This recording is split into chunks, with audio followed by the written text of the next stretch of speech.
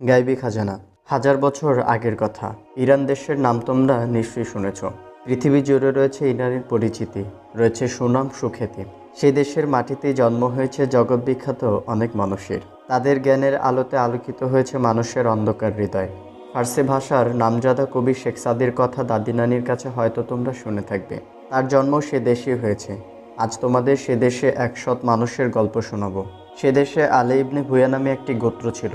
সর্দারের নামেই গোত্রের নাম রাখা হয়। সাহসী এবং যোদ্ধা হিসাবে সবাই তাদের জানত। গোত্রের সর্দার আলী ইবনে ভুয়া ছিলেন বড় বাহাদুর, প্রচণ্ড লড়াকু।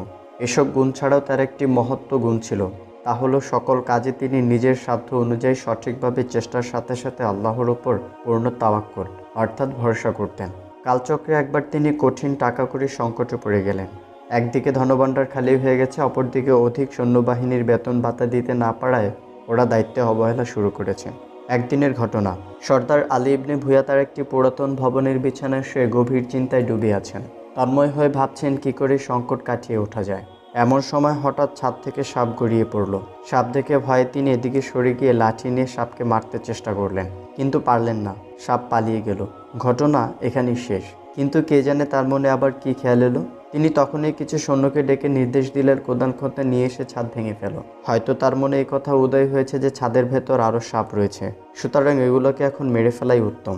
যাই হোক, সিপাহীরা কোদাল খন্তা নিয়ে এসে সর্দারের নির্দেশ মোতাবেক তখনই ভবনের ছাদ ভাঙার কাজে লেগে গেল। ছাদ ভাঙার বেলায় আলী ইবনে ভুয়া পাশে দাঁড়িয়ে কাজের তদারকি করছিলেন। মামুলি কাজ, কারো মনে অন্য কিছু আসেনি। কিন্তু এক সিপাহী হঠাৎ চিৎকার করে উঠল, আরে ছাদের ভেতর সিন্দুক! সিন্দুক! আলী ইবনে ভুয়া আশ্চর্য হয়ে প্রশ্ন করলেন, জি আলিজা। সিপাহী জবাব দিল, সিন্দুক! একটি সিন্দুক নয় আলিজা, এখানে কয়েকটি সিন্দুক দেখা যাচ্ছে। অন্য সিপাহী জবাব দিল, আচ্ছা এগুলো সব একত্র করে আমার নিকট নিয়ে আসো। আলী ইবনে ভুয়ার হুকুম দিলেন। সর্দারের হুকুম সঙ্গে সঙ্গে তামিল হলো। আলী ইবনে ভুয়া এক সিন্দুক খুলে তো খুশিতে আটখানা। সিন্দুক আশরাফিতে ভরা। আশরাফি তোমরা চেনো তো? আশরাফি হলো স্বর্ণমুদ্রা। আজকের আধুনিক পৃথিবীতে যেমন বিভিন্ন দেশের মুদ্রার নাম বিভিন্ন, যেমন ধরো বাংলাদেশের মুদ্রার নাম টাকা, সৌদি আরবের মুদ্রার নাম রিয়াল, কুয়েতের মুদ্রার নাম দিনার, দুবাইয়ের মুদ্রার নাম দেড়হাম, আমেরিকার মুদ্রার নাম ডলার, মালয়েশিয়ার মুদ্রার নাম রিঙ্গিত।